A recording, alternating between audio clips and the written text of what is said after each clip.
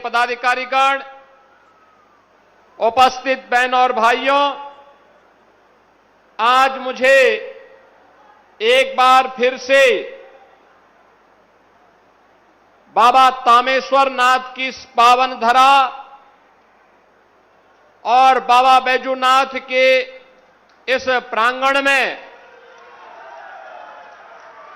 जनपद संत कबीर नगर और गोरखपुर की 2 विधानसभाओं के लगभग 500 करोड़ रुपए की परियोजनाओं के लोकार्पण और शिलान्यास के लिए धनगटा विधानसभा क्षेत्र में आयोजित इस कार्यक्रम में आने का अवसर प्राप्त हुआ है। मैं बाबा तामेश्वर नाथ और बाबा बैजूनाथ की इस पावन धरा को नमन करता हूं। इन सभी परियोजनाओं का उपहार धनगटा विधानसभा और खजनी विधानसभा क्षेत्र के मतदाताओं को अर्पित करते हुए आप सभी का मैं अभिनंदन करता हूं। बहनों और भाइयों, जब अच्छी सरकारें आती हैं, अच्छे जनप्रतिनिधि चुनते हैं, विकास और विरासत को सम्मान देने वाली सरकारें चुनी जाती हैं। याद करिए, कभी सबसे पिछड़ा क्षेत्र माना जाने वाला धनगटा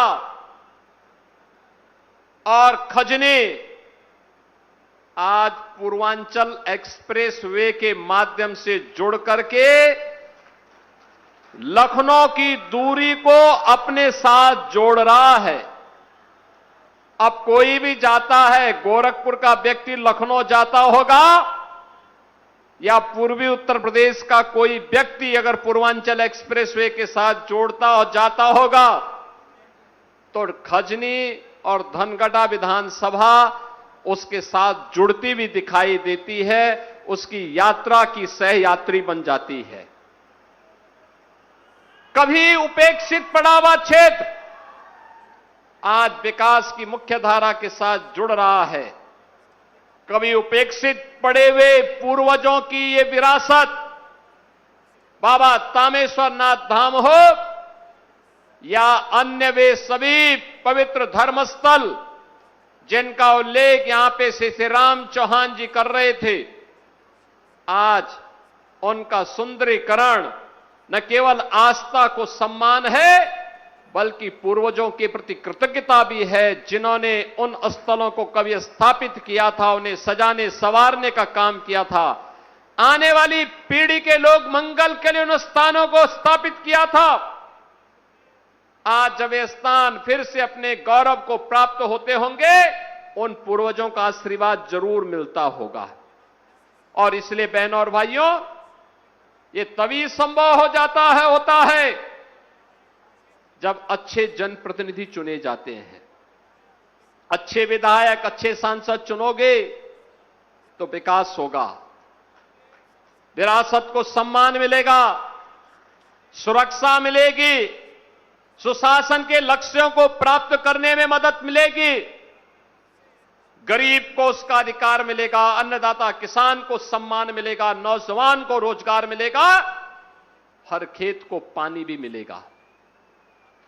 लेकिन जब बेईमान और भ्रष्टों की सरकार आती है, जनता के हक पर ये लोग डकैती डालते हैं, बेटी की सुरक्षा में सेंध लगाते हैं, व्यापारी को तबाह करते हैं और अन्नदाता किसान को आत्महत्या करने के लिए मजबूर करते हैं, नौजवानों के रोजगार को छीनते हैं, समाज में अव्यवस्था पैदा करके पर्व और त्योहार के पहले उपद्रव पैदा करने का कार्य करते हैं। लेकिन अब यह डबल इंजन की सरकार है, प्रधानमंत्री मोदी जी का यशस्वी नेतृत्व है, जो उत्तर प्रदेश कभी पहचान के लिए मोहताज था, आज उत्तर प्रदेश पहचान के लिए मोहताज नहीं बल्कि वह भारत की अर्थव्यवस्था का एक ग्रोथ इंजन बन करके भारत की अर्थव्यवस्था को मजबूती प्रदान करने के लिए तैयार खड़ा हुआ है। आप इस जनपद को ही देख लीजिए, कभी संत कबीर दास जी आए थे और ये माना जाता था कि मगहर में मरना भी पाप का कारण बनता था। आप सोचो, आज मगहर में जाइए, संत कबीर एकेडमी है, ऑडिटोरियम है, मां परिनिर्वाण स्थली का सुंदरीकरण हुआ है और उसके ठीक पार, जैसे ही आमी नदी के पार आप जाएंगे, गोरखपुर का औद्योगिक क्षेत्र गीडा वहां से प्रारंभ होता है। पूर्वी उत्तर प्रदेश के हजारों नौजवानों को वहां नौकरी के रोजगार की गारंटी प्राप्त होती है। हम जब धनघटा में आते हैं, धनघटा के माध्यम से जब हम विकास की इस यात्रा को आगे बढ़ाते हैं, पूर्वांचल एक्सप्रेसवे प्रदेश की राजधानी और काशी के और प्रयागराज जाने का रास्ता तो आपका प्रशस्त करती ही है, लेकिन जैसे ही क्वानो नदी को आप पार करते हैं तो धूलियापार क्षेत्र में ग्रेटर गीडा की स्थापना के बाद, नए उद्योगों की स्थापना के बाद धनघटा के नौजवानों के लिए भी नई नौकरी की संभावना वहां उपलब्ध होती है। हम मैदावल में जाते हैं तो मैदावल विधानसभा क्षेत्र में बखेरा झील फिर से वहां पर एक इको टूरिज्म के नए सेंटर के रूप में, रामसर साइट के रूप में विकास को आमंत्रित कर रही है। बहन और भाइयों, विकास की प्रक्रिया, हाईवे का निर्माण, एक्सप्रेसवे का निर्माण, जनपदीय सड़कों का निर्माण, ग्रामीण सड़कों का निर्माण युद्ध स्तर पर तो हो रहा है, अन्य कनेक्टिविटी को भी मजबूती प्रदान करते हुए विकास की गति को कई गुना बढ़ाने का कार्य कर रहा है। जहां पे उच्च शिक्षा के संस्थान नहीं, वहां संस्थान खोले जा रहे हैं। कहीं डिग्री कॉलेजेस, कहीं पॉलिटेक्निक, कहीं आईटीआई, कहीं चिकित्सालय। पुराने जो विद्यालय थे, ऑपरेशन कायाकल्प के माध्यम से, प्रोजेक्ट अलंकार के माध्यम से उनके पुनरुद्धार का काम किया जा रहा है। कहीं पे अटल आवासीय विद्यालय बनाए जा रहे हैं, कहीं मुख्यमंत्री कंपोजिट विद्यालय के माध्यम से शिक्षा में आमूलचूल सुधार करके आने वाली पीढ़ी के भविष्य को उज्जवल बनाने का काम किया जा रहा है। बहन और भाइयों, ये इसलिए जिससे आने वाली पीढ़ी को किसी के सामने हाथ फैलाना न पड़े, जब चले तो गौरव के साथ चले कि मैं भी संत कबीर नगर जनपद का वासी हूं, मुझे भी आगे बढ़ने का अधिकार है। मैं भी कह सकता हूं कि हां, मैं भी अपने अधिकार को लेकर के रहूंगा और यह सरकार आपका अधिकार आपको दिलाने के लिए आज आपके द्वार आई है। और उसी क्रम में आज मुझे इन दोनों विधानसभाओं की दिशा से यहां पर आने का अवसर प्राप्त हुआ है। बहन और भाइयों, कभी 2 बार था। आप गोरखपुर की बेलघाट और खजनी विधानसभाओं में सिकरीगंज की कनेक्टिविटी को देखते, कितनी खराब थी। धनघटा, कितनी खराब स्थितियां थी। आज तो मैं कहता हूं, आपको लखनऊ जाने के लिए, खल्लाबाद जाने की आवश्यकता नहीं। बेलघाट वासियों को लखनऊ जाने के लिए अब सहजनवा जाने की आवश्यकता नहीं, गोरखपुर जाने की आवश्यकता नहीं। सीधे निकले और पूर्वांचल एक्सप्रेसवे के साथ सीधे 2 घंटे में लखनऊ की दूरी। आप सोचो, कोई सोचता था कि लखनऊ 2 घंटे में पहुंच पाएंगे? लेकिन ये संभव हुआ है क्योंकि डबल इंजन की सरकार आपके पास है और डबल इंजन की सरकार विकास है। और उसके ठीक पार, जैसे ही आमी नदी के पार आप जाएंगे, गोरखपुर का औद्योगिक क्षेत्र गीडा वहां से प्रारंभ होता है। पूर्वी उत्तर प्रदेश के हजारों नौजवानों को वहां नौकरी के रोजगार की गारंटी प्राप्त होती है। हम जब धनघटा में आते हैं, धनघटा के माध्यम से जब हम विकास की इस यात्रा को आगे बढ़ाते हैं, पूर्वांचल एक्सप्रेसवे प्रदेश की राजधानी और काशी के और प्रयागराज जाने का रास्ता तो आपका प्रशस्त करती ही है, लेकिन जैसे ही क्वानो नदी को आप पार करते हैं तो धूलियापार क्षेत्र में ग्रेटर गीडा की स्थापना के बाद, नए उद्योगों की स्थापना के बाद धनघटा के नौजवानों के लिए भी नई नौकरी की संभावना वहां उपलब्ध होती है। हम मैदावल में जाते हैं तो मैदावल विधानसभा क्षेत्र में बखेरा झील फिर से वहां पर एक इको टूरिज्म के नए सेंटर के रूप में, रामसर साइट के रूप में विकास को आमंत्रित कर रही है। बहन और भाइयों, विकास की प्रक्रिया, हाईवे का निर्माण, एक्सप्रेसवे का निर्माण, जनपदीय सड़कों का निर्माण, ग्रामीण सड़कों का निर्माण युद्ध स्तर पर तो हो रहा है, अन्य कनेक्टिविटी को भी मजबूती प्रदान करते हुए विकास की गति को कई गुना बढ़ाने का कार्य कर रहा है। जहां पे उच्च शिक्षा के संस्थान नहीं, वहां संस्थान खोले जा रहे हैं। कहीं डिग्री कॉलेजेस, कहीं पॉलिटेक्निक, कहीं आईटीआई, कहीं चिकित्सालय।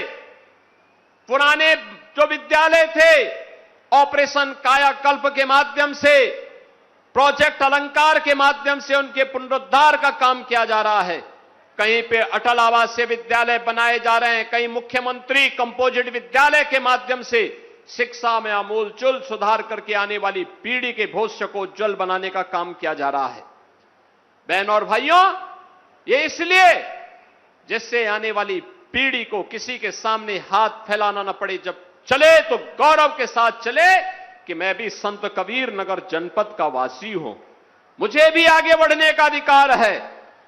मैं भी कह सकता हूं कि हां, मैं भी अपने अधिकार को लेकर के रहूंगा और यह सरकार आपका अधिकार आपको दिलाने के लिए आज आपके द्वार आई है। और उसी क्रम में आज मुझे इन दोनों विधानसभाओं की दिशा से यहां पर आने का अवसर प्राप्त हुआ है। बहन और भाइयों, कभी 2 बार था। आप गोरखपुर की बेलघाट और खजनी विधानसभाओं में सिकरीगंज की कनेक्टिविटी को देखते, कितनी खराब थी। धनघटा, कितनी खराब स्थितियां थी। आज तो मैं कहता हूं, आपको लखनऊ जाने के लिए, खल्लाबाद जाने की आवश्यकता नहीं। बेलघाट वासियों को लखनऊ जाने के लिए अब सहजनवा जाने की आवश्यकता नहीं, गोरखपुर जाने की आवश्यकता नहीं। सीधे निकले और पूर्वांचल एक्सप्रेसवे के साथ सीधे 2 घंटे में लखनऊ की दूरी। आप सोचो, कोई सोचता था कि लखनऊ 2 घंटे में पहुंच पाएंगे? लेकिन ये संभव हुआ है क्योंकि डबल इंजन की सरकार आपके पास है। और डबल इंजन की सरकार विकास की स्पीड को इतनी तेजी के साथ आगे बढ़ाने का काम करती है। बहन और भाइयों, यहां पे विकास की ढेर सारी योजनाओं के बारे में चर्चा हुई। मैं पिछले दिनों तामेश्वरनाथ धाम पे भी आया था और मैंने तब भी कहा था, हमारी इच्छा है तामेश्वरनाथ धाम को एक पहचान मिले, वहां कॉरिडोर का निर्माण हो, लोग सहयोग करेंगे, कंपनसेशन भी मिलेगा और अगर आवश्यकता समझेंगे तो उनको जमीन भी आवंटित हो जाएगी। लेकिन अगर कॉरिडोर को दे देंगे तो विकास बहुत तीव्र गति से होगा। जो लोग पूजा करते हैं उनके किसी कार्यक्रम में हमारा हस्तक्षेप नहीं।